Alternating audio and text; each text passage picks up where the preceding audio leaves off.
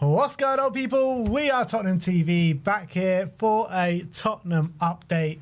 All of you have seen the news already. Are you ready? Are you ready to get your heart broken again? My heart's already broken, man. I've been so. I know it's about to get broken again, mate. It hasn't been put together to be broken again. You know what I mean? Like, I am just so. Whatever's left of it is going to be smashed into little smithereens. I'm just so kind of removed from my feelings on this transfer. Like, every single update that comes in, I'm just looking at it being like, fuck's sake. Don't.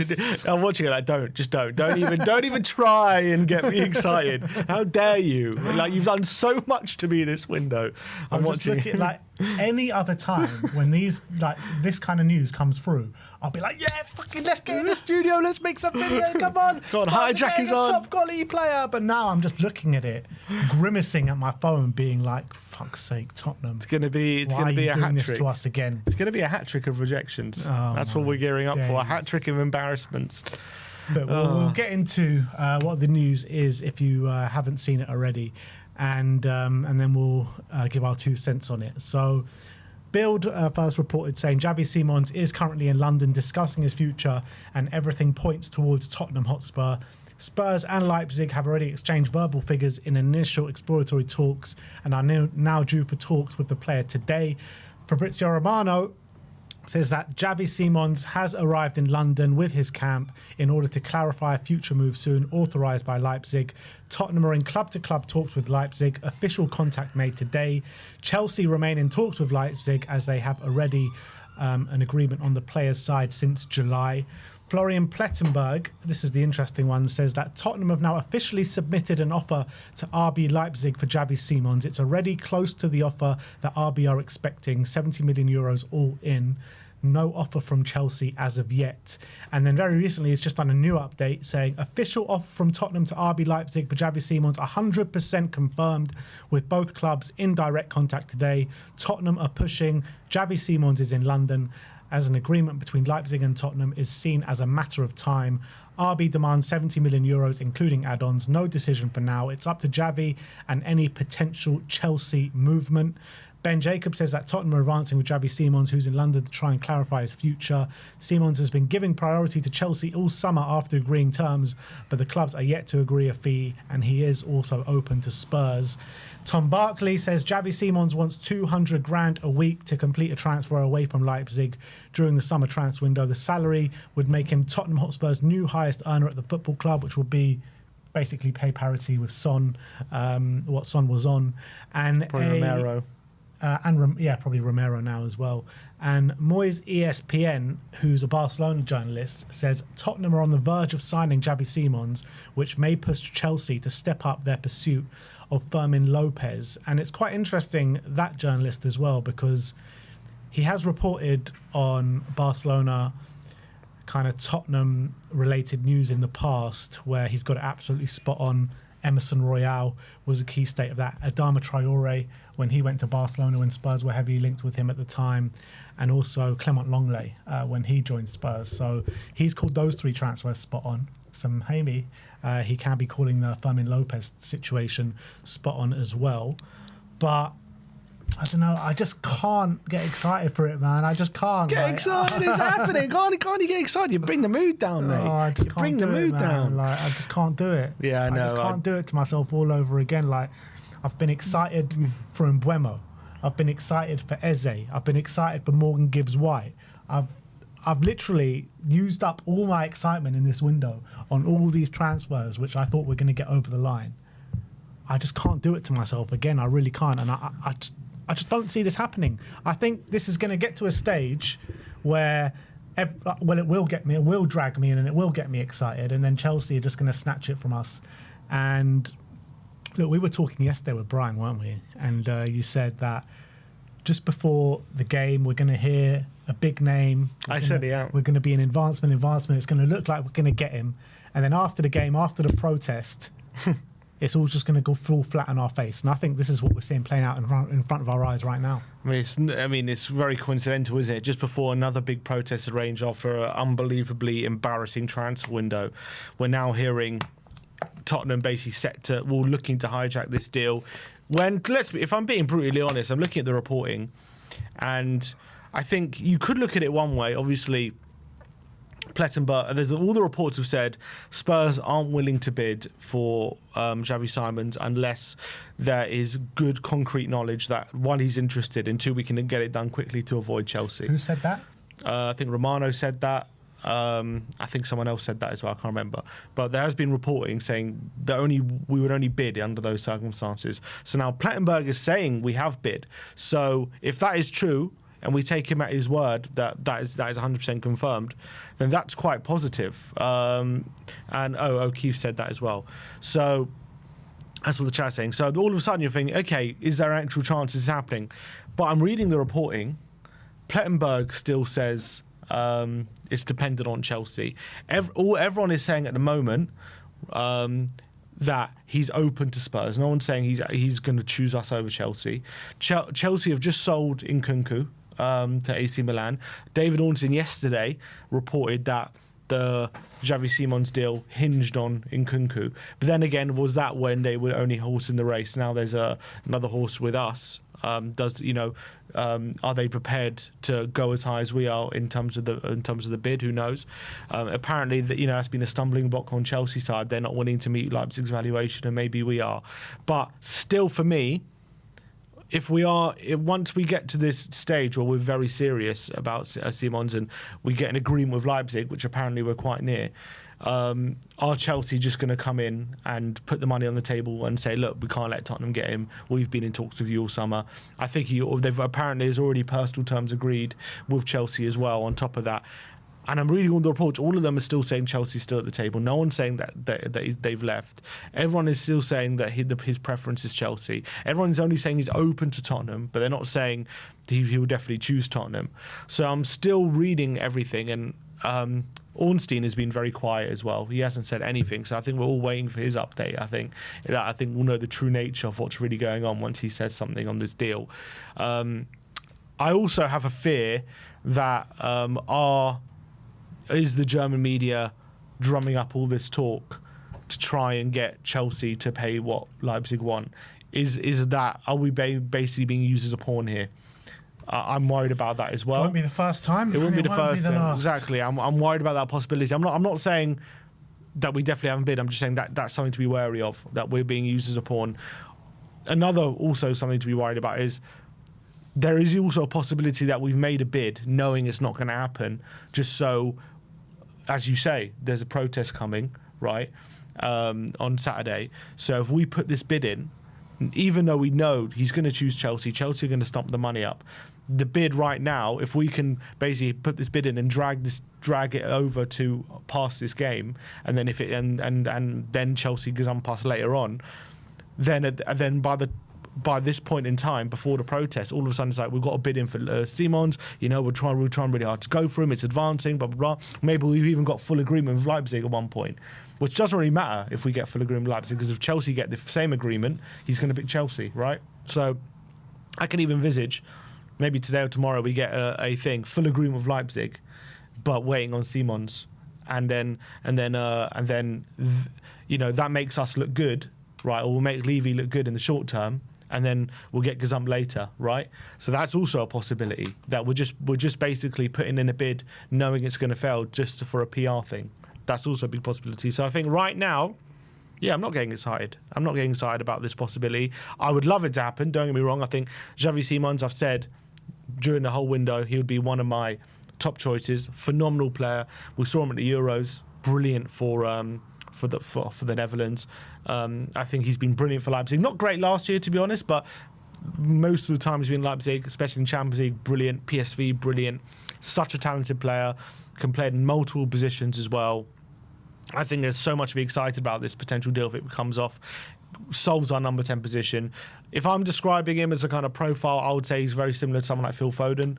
Or Musiala, that kind of number 10 who's kind of low centre of gravity, not like the strongest, but unbelievable technician, great, bow-footed, good late runs in the box, good eye for a pass. But, as we've said, can you really envisage Tottenham at the end of the window sitting there with Xavi Simons as their player? No, I cannot. But when you're talking about a player, like the guy can just glide past players as well, can't Yeah. he? Unbelievable finishing ability from like outside the box. Such a great shot on him. I think when you're talking about the number 10s that we've gone for, there's a case to say, there's an argument to say, based on pure footballing ability, this guy might be the best one out of the lot. You know, not even joking. Like 22 years of age as well, such a young player still, but a young player with a lot of experience, international experience at the highest level in club football as well. Look, there has been reservations and question marks over attitude, but yeah, look, with Frank's no dickhead policy, maybe he's just backed into a corner and he'll just take anyone he can at this moment in time. But yeah, let's hope that that's not a case anymore. But if you speak to RB Leipzig fans, I think a number of them will tell you that he does have some sort of attitude issues. Hopefully, he just needs the right manager on top of him, and that can be kind of, you know, pushed out of him. But look, I just feel like there's no point even talking about this, because I feel Chelsea will end up coming in. However, Chelsea have been there for him for a while. And why are the links to the Barcelona midfielder Lopez? Fermin Lopez? You know, I mean, this seems a lot more hot for Chelsea right now than Xavi Simons. How likely is it then that Fermin Lopez wants to leave Barcelona and go to Chelsea? He's a Barcelona boy, isn't he? Well, he's Argentinian, but I mean, he's come through the ranks there at Barcelona, and he's started to break into the team, and he gets a lot of minutes there. Barcelona are obviously one of the best teams in Europe at this moment in time. They've got a young team all growing together. There's no guarantees that he's going to want to leave there.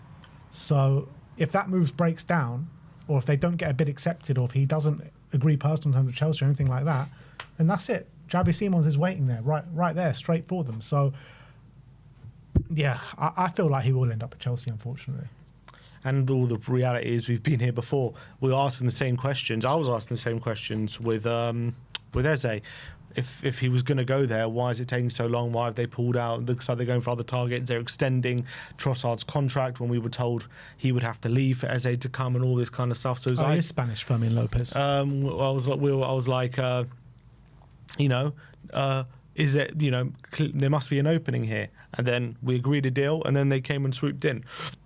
So it's hard not to kind of feel the same way with this deal, that the same thing's going to happen. I think we have PTSD from all the transfers we had this summer, all the transfers we've had, over the years. So it doesn't surprise me that that's the feeling, and I think we've got a right to feel. And also, the reporting is saying that essentially that Chelsea is still at the table. No one is saying Chelsea have pulled out. Really, there are some reports. I think from the Evening Standard, they've said that Chelsea don't see Simons as a priority. They're prioritising Garnacho and Lopez. Bild are saying that as well. ESPN are saying that he's moved on. So there are some reports, but I think all the main ones, all the real reliable ones, are not saying that. Plettenberg, who said we have a bid, is saying they're still on the table. Romano said, do not count Chelsea out their race. They're very much still at the table as well. So most truly reliable tier one sources are saying they are very much still at the table. It feels like as well, regardless of whether Chelsea come in or not, like they're saying, and Ben Jacobs has said that Xavi Simons is open to joining Spurs, right? But I always get a bit of worry when Spurs are going in for a move when there's no agreement on the player's side. Like usually you have agreement on the player's side, and then you do club to club talks, and then you agree a fee. That hasn't happened this time round. We've gone the other way round, with no guarantees that Xavi Simons even wants to come to Spurs. Well, I mean, the reports that we've heard are we wouldn't bid unless we heard encouragement from their camp. That's what we've heard. Yeah. So I'm guessing we've heard some encouragement. But I wouldn't say we don't have full agreement on personal terms. It's an Eze situation all over again, pretty much. Yeah. I know we did it the other way round, but Eze's priority was also always Arsenal. Mm-hmm. Xavi Simons' priority has always been Chelsea. Mm-hmm. So it's the same situation all over again.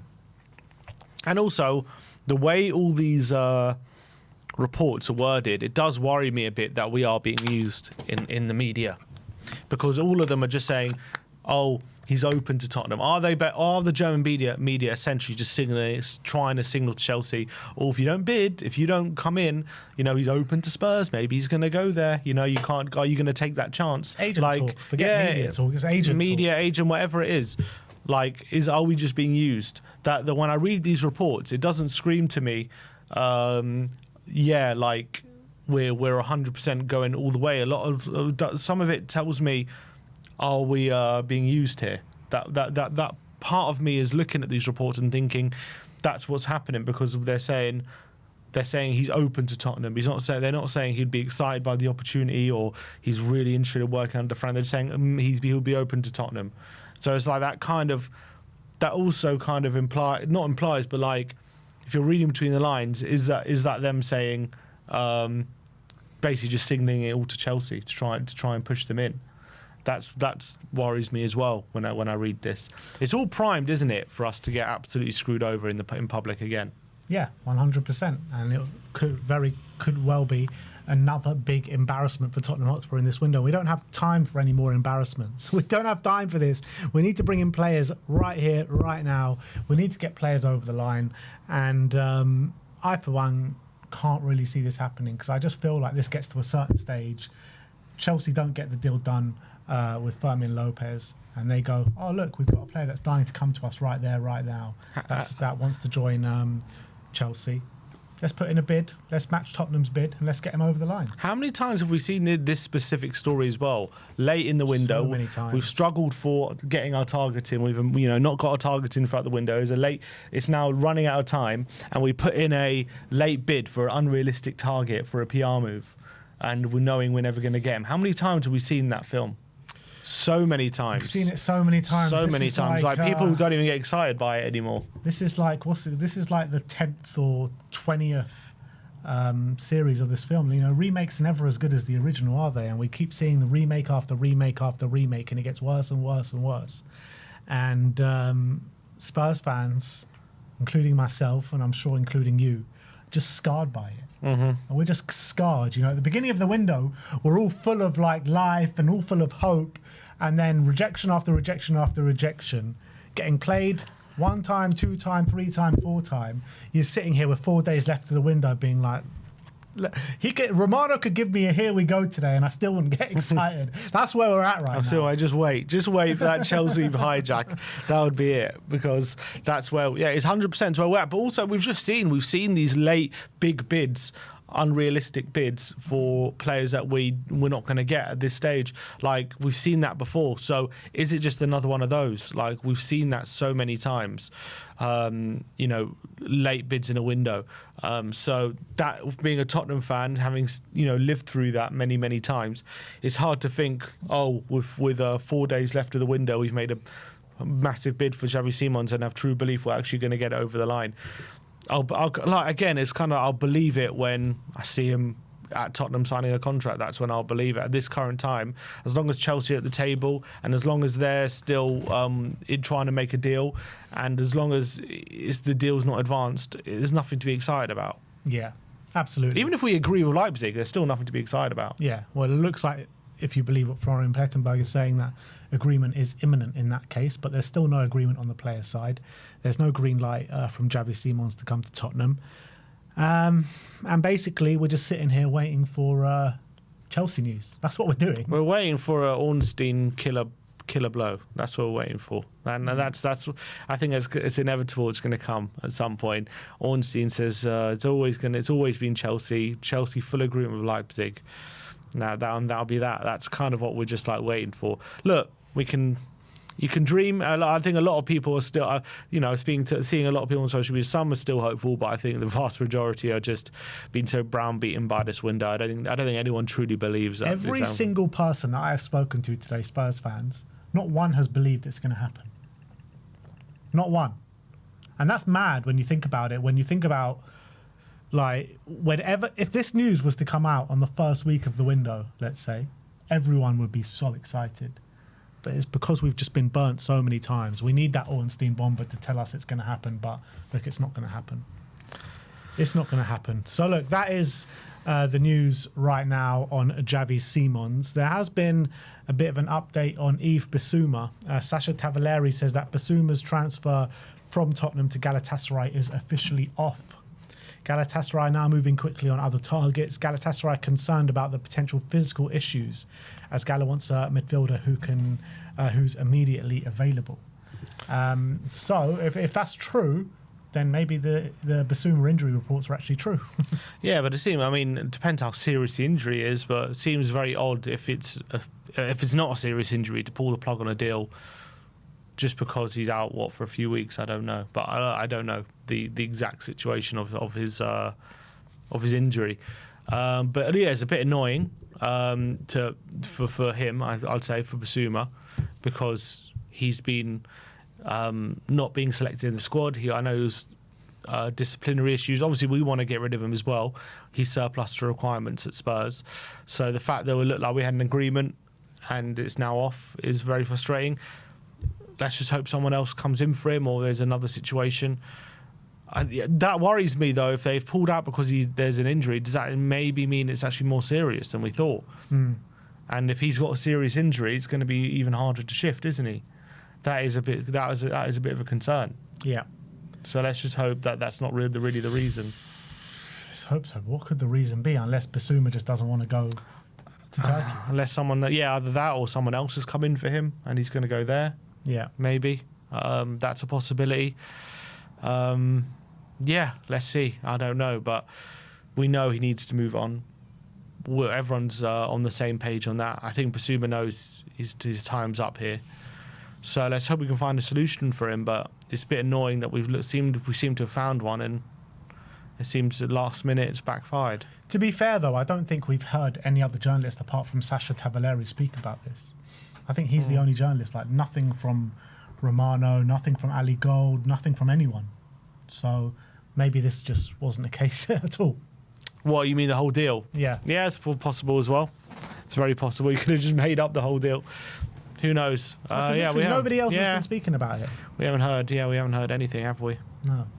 So it could just be, just completely fabricated. But anyway, that's the Bissouma situation. There is one more that has just come to my attention from Dario AS. Says that Tottenham will approach Atletico Madrid to sign Conor Gallagher in the coming hours. Atletico don't want to lose midfielder and will reject all proposals, but he has a €60 million release clause. Aston Villa, Crystal Palace and West Ham are also interested in him. I've actually heard a few links with Crystal Palace and Conor Gallagher over the last couple of days. But he's just not the player we need, guys. So just move on from this. Yeah, we're not getting Gallagher. How many times do we have to talk about Conor Gallagher every year? We're not getting him. No chance we're getting Conor Gallagher. Nor do I want him. We don't need Conor Gallagher. I don't want Conor Gallagher. I wouldn't mind him in some certain circumstances, but right now there's no need for him. Like, we've got the midfielders. We've signed Paulinho. He's not a number 10. I don't see why we would want him right now. For 60 million, we need to spend that in the right places, and Conor Gallagher isn't that. Yeah, 100%. So look, that is there's one more. Oh, what's from this? Ali Gold. Oh, Ali Gold's finally piped up. Come on. Xavi Simons saying Tottenham sensed an opportunity and are believed to have verbally offered a sum close to the 60.4 million that Leipzig are looking for. That's been done with the hope that a deal will get done amid those Chelsea fears. Well, you would think that a bid goes in amid the hope that a deal will get done, as opposed to putting in a bid thinking, the deal won't get done. Yeah, you'd hope so. Who puts in a bid thinking, we're not going to get this player over the line? Spurs, because it's only for PR. That's Tottenham knowing that it's not going to go over the line. That's just classic Tottenham. So he's saying it's a verbal offer so maybe that means kind of not official offer, but a verbal offer close to what they want. I don't know. Look, some people have said, well, we would only bid if there was a real 100% opportunity, chance we're getting him, and he'd come. We can get it done quickly. So let's hope that's the reason that we've bid, because of those factors. But I know you love your percentages. What do you put on the likelihood of this deal happening? What's your percentages? 30%. I put it lower than that. I put it lower. I reckon he's like over 80% not going to join us. So that's where I'm at. Let us know your thoughts. Will Xavi Simons join Spurs? Are we all set up for yet another embarrassment in this transfer window? Let us know your thoughts in the comment section below. A lot of people going under. Gray saying 5%, Siggy saying 0%, Yogi Bear saying 3%. This guy, Yanto, is saying 20%. But yeah, there are a couple of super chats actually, which let's get into them. So 123 Anaya says, I'm a Barca fan and I can tell you Fermin doesn't want to leave Barcelona. The board are the ones trying to move him along for FFP reasons. Fermin said so in an interview a few weeks ago. Well, if he's being pushed out the door, yeah, maybe he could leave.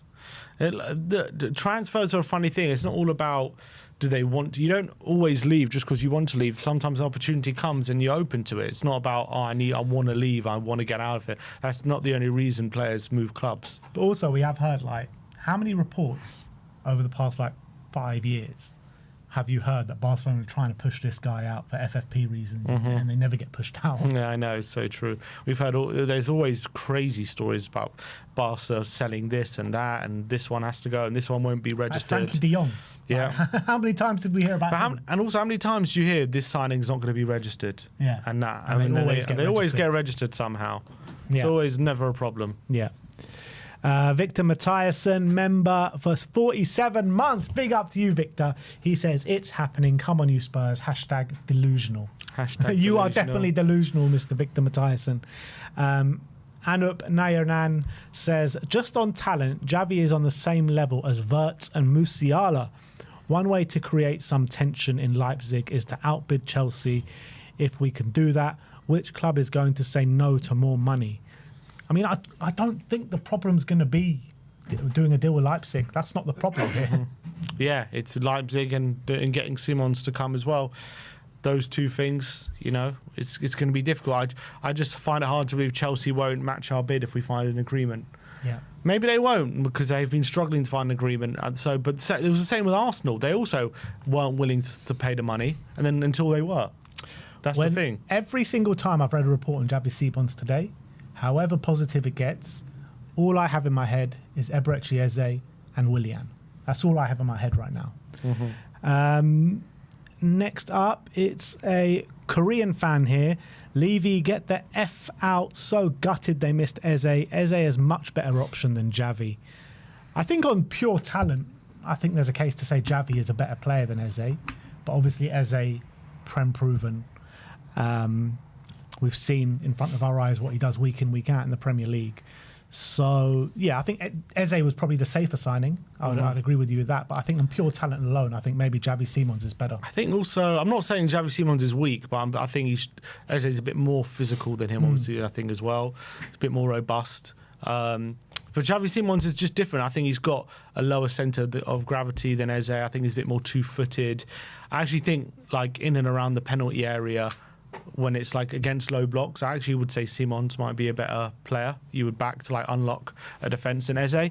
But I think also probably when you're talking about, shooting from range, when you're talking about dribbling over large distances or taking people on when really definitively, I would say maybe I think you'd probably prefer Eze.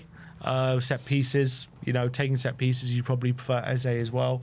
So I think both of them got their pros and cons, but I think Simons, I don't even think we've seen the best of him. He's still, 22? He's still young. He's been a prodigy for a long time. Obviously, he's now 20. He's now a bit older and he's starting to fulfill that potential. But, yeah, I mean, I think what I remember in the Champions League a couple of years ago is fantastic for Leipzig. I think he's such an exciting talent. And you saw at the Euros, what an unbelievable talent he is. Maybe Mickey van der Ven can get in his ear. Maybe. Get Mickey, get on the phone. Agent Mickey. Get on the. Do Chelsea have any Dutch players? Can't think of any. No, they don't have any Dutch players. Come on, Mickey. You're a mate of his. You know him. Come on. Get Rafa van der Vaart on the blower. Get Rafa on his. Exactly. Next up is Clifton. And he says, to be fair, Leipzig owe us for Timo Werner for those 18 months. 100% they owe us. Come on. We paid his wages. 100% they owe us. Come on. 2 years worth of wages on Timo Werner. Come on. No one would touch him with a barge pole. We took him for 2 years, for 18 months. That's worth something. Yeah. Leipzig should refuse to deal with Chelsea outright. Exactly. What a great relationship we have with them. To be fair, Chelsea did pay them a hefty fee for Timo Werner as well. Oh, people are saying Hatto. Chelsea have Hatto. Oh, Jarrell Hatto, yeah. Yeah, but Mickey's a closer friend of his. Robert Palmer says, no fans were rightly frustrated with the window, but I'd rather we were patient and compete for top players like Simons and Eze, even if there is a risk. So you're saying we shouldn't be rushing in to kind of just taking anyone we can get right now? Well, right now we got to. I mean, look, I understand what he's saying. He's saying if there's a half a chance you can get one of those players in, it's worth the risk of waiting to see if you can do it rather than just, Bilal El-Khanous comes available, you just go for it straight away. I understand what he's saying, but if we're 4 days left, we could be left with no one. And that is just an unacceptable situation. It's true, it is unacceptable. It's also unacceptable to go for like a lower caliber player than we really want to go for. Let's say we spend, I don't even want to put Bilal in that kind of category, but someone of that ilk, which is an underwhelming signing, right? You spend 40, 50 million, the chances are you're going to want to get rid of him in a year's time to bring in someone better. Buy cheap, you buy twice. Exactly. Or in our case, buy cheap, buy 50 times. Yeah, I guess it just depends, isn't it, on who the player is. Yeah, absolutely. But look, we do also have the Champions League draw today, people. The coverage, I think, is due to take place at 5 o'clock. So very much looking forward to that. Tottenham in pot 3. But before we get into all the Champions League draw and everything like that, we are going to give our predictions for the Premier League game week 3 this weekend. The scores on the doors at this moment in time, there's a 9-point gap, 14 points to Sim, 23 points to myself. And the way the scoring works is 5 points for a completely correct scoreline, 1 point for a correct result. The star man, once you pick that man, you cannot pick them again for the rest of the season. 5 points for a goal, 2 points for an assist. So far with star men, I've gone for Gakpo in the first game week. I got a goal, and Evan Nilsson got me nothing last weekend. And I think you went for Semenyo last week. Semenyo got an assist, and then Ndiaye the first week. And Ndiaye got nothing the first week. So that's where we're at with the star men. But let's get into the weekend's action, starting off with a West London derby at Stamford Bridge, Chelsea against Fulham. Sim has gone for 1-1. 1-1. I think that Palmer's going to be a bit of a miss. I know he wasn't a miss against West Ham, but West Ham are in a shambles at the moment, and they scored a lot of their goals from set pieces. I don't think they're going to find it as easy in this one against a very well-organised Fulham team. We saw against United, I know they didn't have a great first half, but they're still quite well-organised. And I just feel Chelsea, their opening game against Palace, they came into it later on, but they were quite lethargic early on. It's a London derby. I feel Fulham might be a bit on it in this one, and I think Chelsea might struggle to really break them down properly. And I feel as well with their defence, no, they haven't really replaced Colwell, have they? I'm still looking at their back line, and I think it can be got at a bit at the moment. I think they're playing Shalabar, Tosin at centre back, still got Sanchez in goal. So I do think Fulham will score, and I've gone Chelsea just to get one. So I've gone for 1-1 here. Yeah, I agree with you. I mean, I haven't been overly impressed with Chelsea so far in the first 2 games. I thought pretty poor first game out, albeit they came into it second half with Esteval and probably could have won that game. First game of the season, second game. Yeah, I mean, West Ham doing everyone's work for them, to be honest, at this moment in time. They smashed West Ham without really getting out of first gear. So whatever you want to say, it was a good kind of result for them. But yeah, like I said, it was mainly down to West Ham and how poor they were. Fulham have been decent. They should have beaten Man United last weekend with that second half display. What was their first game of the week season? They drew 1-1 with Brighton away. So that's a decent result as well. But I feel like they will be getting their first loss of the season. Chelsea at home, yes, no Cole Palmer, but they still got more than enough talent in that team to break down this Fulham side, in my opinion. You got João Pedro there, you got Pedro Neto there, you got Liam Delap potentially off the bench as well. Plenty of other players, and a squad that's cost over $1 billion to assemble.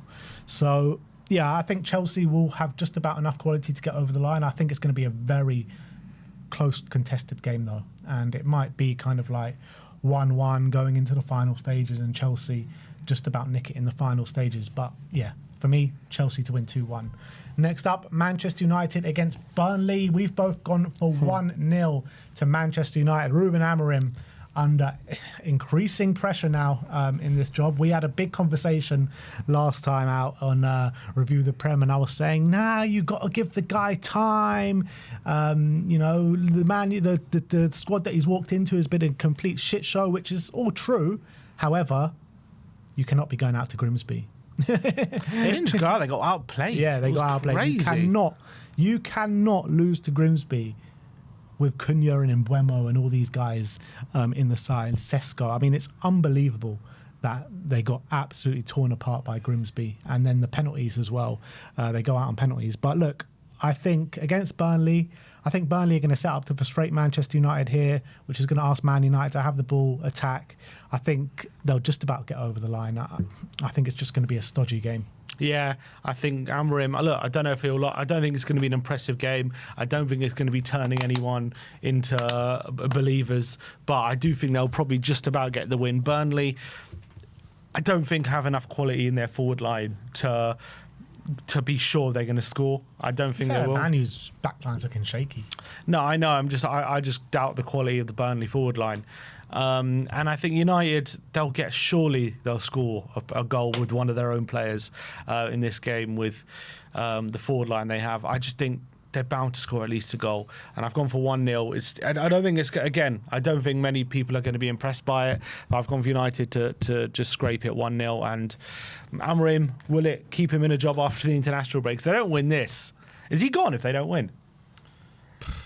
Look, the way he was talking last night, I feel like, I don't know, man. I said that, they'll give him till about November, December last time we spoke. But as each game progresses, and if they go back-to-back losses, Grimsby and Burnley, it's going to be hard for him to. I mean, but then again, I don't know where they can't really sack him though, can they? Because where do they go? Yeah. But the pressure's already at fever, at boiling point. It's getting there already. The pressure. Where do they turn after this? That's the thing. The thing is, they're stuck because they've invested so heavily in him. They can't surely chuck it away after 3 games. But if they keep him, it's then they could have kept Ten Hag, because they also did the same thing, invested very heavily in Ten Hag and then sacked him quite early on the season, saying, it was a mistake because the results are bad. But now they could be doing the same thing, but keeping him. So they kind of whatever they do is could be criticised. But yeah, I don't know. They're a mess at the moment. They just got to hope is Amorim starts getting results. They got to pray he does, because otherwise, I don't know what they do. Yeah. Tottenham against Bournemouth next up. Both of us gone for the same scoreline here, again in 2-1 to Tottenham. Yeah, I think it's going to be a difficult game for Spurs, to be honest, because Bournemouth, smart team, really good pressing. They're going to come with no fear. They're not scared of the bigger teams. And I think Tottenham, I can see it being quite a similar game in a way to Burnley. I know Burnley are a bit more of a defensive team, but they actually didn't just sit back against us. And I think Bournemouth are going to press us. Sometimes it's hard for us to play out the back in an intense pressing situation. And they're a very smart pressing team. So I think it's going to be a difficult game. It's going to be very both teams having moments, I think. I'm just back in Tottenham right now, riding a bit of a wave of positivity back off the back of that win against Bournemouth, Man City. I think the players are high on confidence at the moment. So I think we'll get a couple of moments, and I think we'll probably go 2-0 up. I think Bournemouth get back in the game and we hang on. So I've gone for a 2-1. Yeah, I've also gone 2-1. I feel like if Bournemouth are going to press us, which they most likely will, Thomas Frank will instruct them to try and beat that press and go more direct than maybe what we would done against another team like that kind of level to come play at Tottenham. I do think we'll win. I think it'll be very hard-fought win. I think Bournemouth have started the season really well. When you think about the players that they've lost and the way they've started this campaign, I think it's really impressive. The performance at Anfield was quality. They got back into the game after being 2-0 down, and they looked really good. Last time out, they won 1-0 against a Wolves team, which a lot of people are predicting to go down, which you probably expect against a 10-man Wolves. They'll do a bit more against them, but they got 3 points. That's all that matters. So look, it's a really hard start to the season. First 2 away games, Tottenham away and Liverpool away. And yeah, look, they're going to come and try and get at us, but I think Thomas Frank will have a plan for that. And yeah, they could even go 1-0 up early doors, but I still think Spurs are going to come out on top. So I'm going 2-1 to Tottenham. Next up, Sunderland, Brentford. Again, we've gone for the same scoreline in 1-1 here. Sunderland at home, we saw in the first game of the season, it's going to be an electric atmosphere. They're just, first time in the Premier League in such a long time. Their fans are going to be bang up for it. The players are going to be bang up for it and riding that kind of atmosphere as well. Brentford, obviously, we know what's happened to Brentford. And I think it's actually impressive how Brentford, again, like a bit similar to Bournemouth, even more impressive because they've lost even more players, how they've started the season. Already 3 points on the board for them. But I feel like Sunderland are going to ride a wave like they maybe did against West Ham in the first game. I know West Ham are a lot poorer than Brentford at this moment in time. But I couldn't really split the sides. Yeah, me neither. I think I went for 1-1 as well. I think Brentford, great win against Aston Villa last time, and that will be giving them a massive boost of confidence because there will be a lot of question marks going into the season, especially how they got just dismantled against Forest in the first game. And that plays into the narrative that it's going to be a long, hard season for Brentford and they're going to be in a relegation battle. And look, that might still be true, but the Villa win will give them this confidence like, no, we can play. We can compete in this league. We're not just because we lost Frank and lost all these players, doesn't mean we're doomed. And I think that will give them confidence, going forward. Sunderland, though, got good players. I like the signings they've made.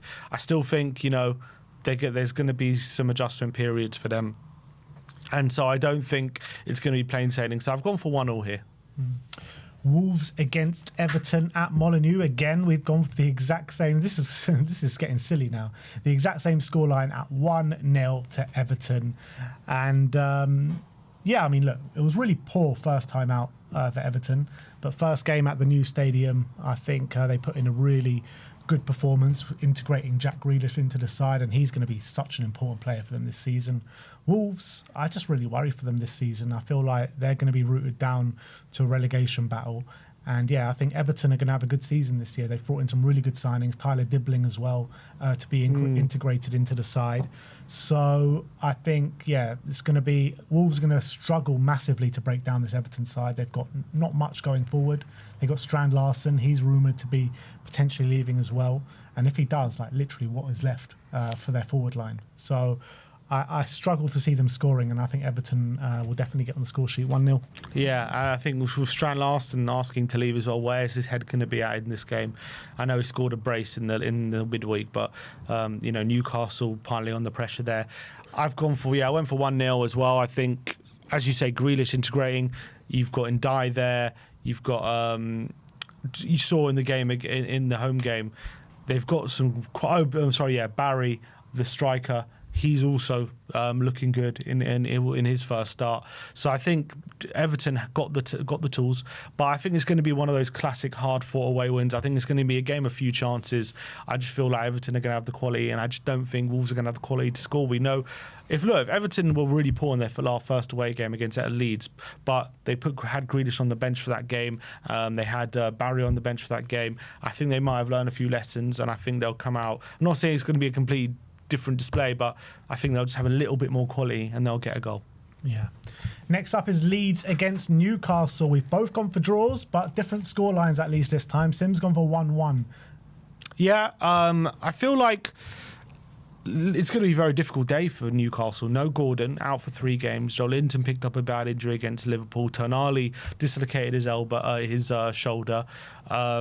Shah went off with a concussion as well. So they're pretty decimated in this game. They're already struggling for a focal point up front. Maybe it puts Osula up front, who came on and scored against Liverpool. So the front three likely to be Barnes, Elanga, or Osula.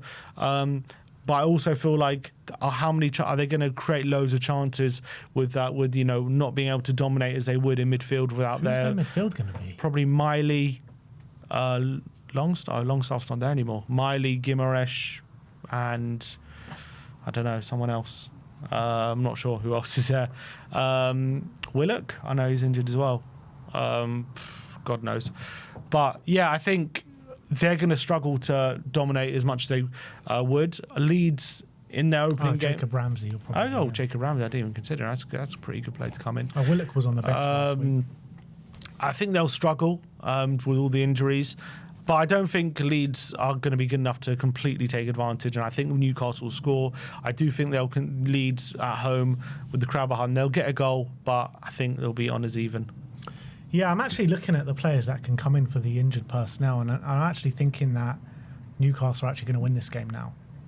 But I have locked in 0-0, so it is what it is. My original thinking was they're just so decimated they're going to struggle to get on the score sheet, and they're going to sit very deep, and it's going to make it very hard for kind of Leeds to break them down. Ellen Road's always a hard place to go, no matter where Leeds are at, what stage they're at, whether in the Championship, whether in the Premier League. It's always a very difficult place to play your football. The fans are on top of you, tight pitch, and they're really good, those Leeds fans. It's always a packed house, and it's very difficult stadium to play in. However, I actually do think Newcastle will probably have a bit too much quality for this Leeds side, and I think it's going to probably be edged out by Newcastle, but I've locked in 0-0 now. Next up is Brighton, Manchester City.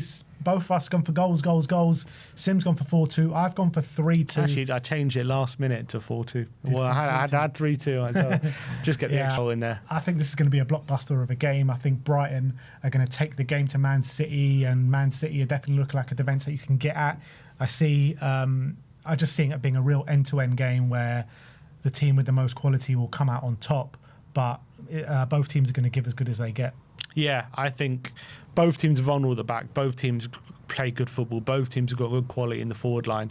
I just think City's is much better, and I can see Haaland getting maybe a hat trick in this game or something. I can see the forward really running riot when it comes to what Brighton have to offer. But I see Brighton obviously creating lots of good chances as well with Matoma, Rutter, these kind of players. I see them really hurting City. So barnstorming game, but I've gone for City 4-2. Nottingham Forest against West Ham again.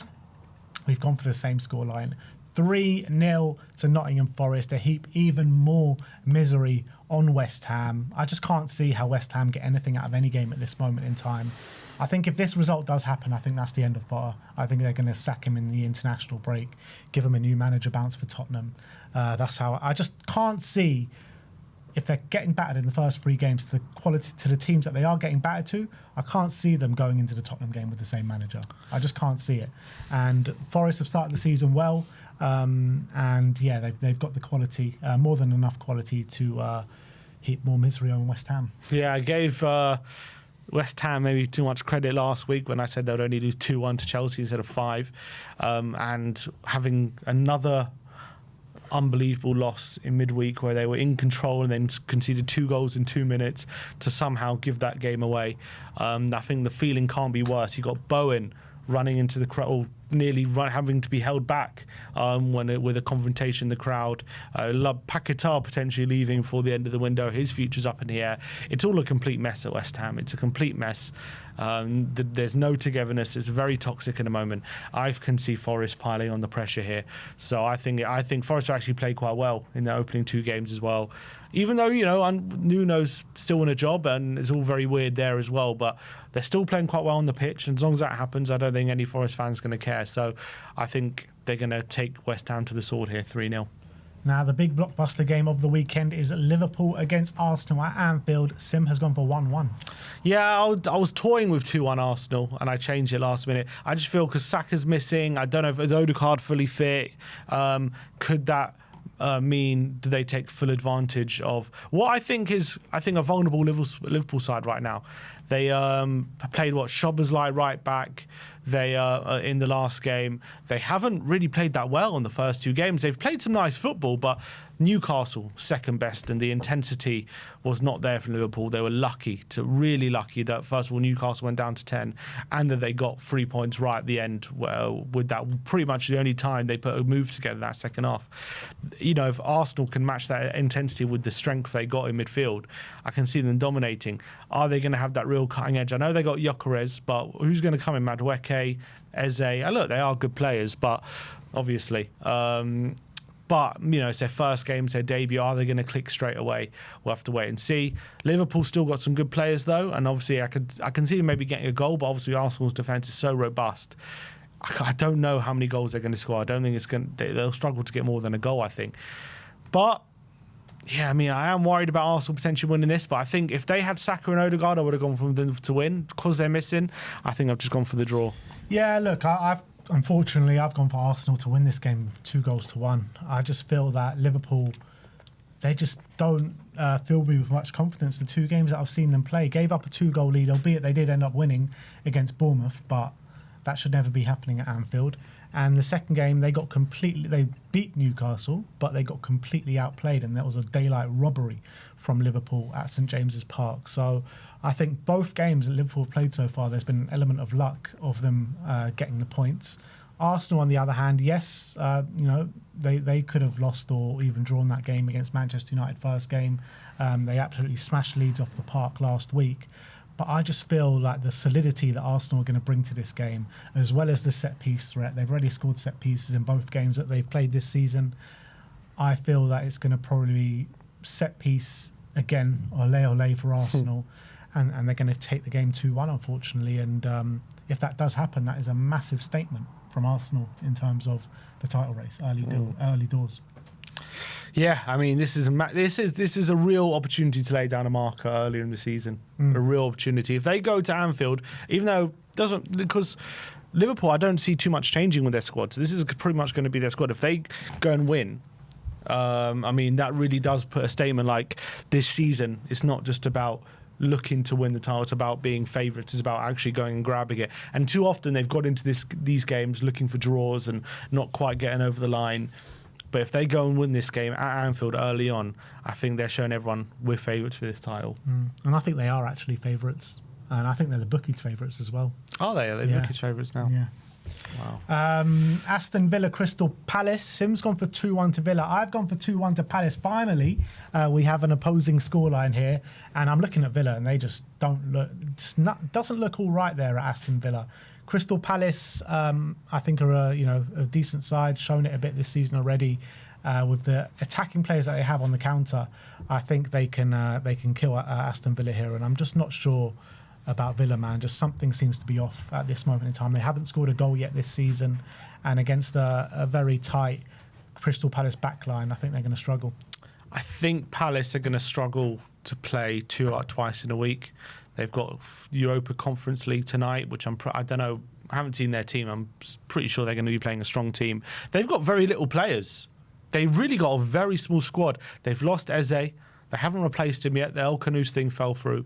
So not only is their squad weak, but it's also it's not only is it thin, but it's quite weak now. I mean, without Eze, I'm looking at that front line. I've got Mateta and Sarr. I know they did well against Forest, but for me, I think going to Villa Park, it's just going to be a step too far, and I think Villa are going to take it to them. And I've gone for a 2-1 win to Villa. Although I don't think it's going to convince me yet that they're turning their season around. But I think on this occasion, they're going to play a Palace team who are running on empty a bit, in my opinion. And last but not least, the Star Men. Last week, it was a head-to-head for Bournemouth. This week is a head-to-head for Nottingham Forest. Again, I had Wood and I changed it. And so Sim's gone for Morgan Gibbs-White. I've gone for Chris Wood. Head-to-head, I mean, if Chris Wood's going to score, it's very likely an assist is probably going to come from Morgan Gibbs-White. But it's also, there is a chance that Chris Wood doesn't start. Why is that? With Callum Wendo hasn't been integrated fully yet. Yeah, but he's been scoring, hasn't he? Yeah, and he scored first game of the season, didn't score second. But yeah, I do expect Woods to start. I'm just saying there is a slight chance. Yeah, true. Morgan Gibbs-White, I think West Ham's big problem is their midfield, and I can see Gibbs-White having a free rein there because I don't know who's going to stop him. So I went for him. All right, so there you have it. That is our predictions for this game week 3, just before the international break, which I am not looking forward to. But Champions League draw in around 25 minutes, half an hour's time. So I guess we'll come back for that. Miguel Delaney says Simons is understood to be increasingly open to moving to Tottenham this summer. And Miguel Delaney was actually the first one to report problems in the Eze deal for Spurs.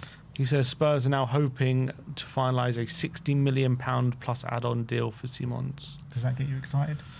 No, not yet. Because I say it doesn't matter about an agreement with Leipzig. Yeah. No, but Xavi Simons. He says increasingly open. Doesn't say he's going to choose us. Yeah. But I want to hear the he's. more open we get, the better. I don't want to hear open. I want to hear he's willing to choose Tottenham. He's choosing Spurs. Yeah. I want to hear if we agree a deal. I want to hear. we heard Eze's, I want to wants hear join if Spurs. he agrees a deal. That's true, but I want to hear if he agrees a deal that he will choose Tottenham. That's what I want to hear.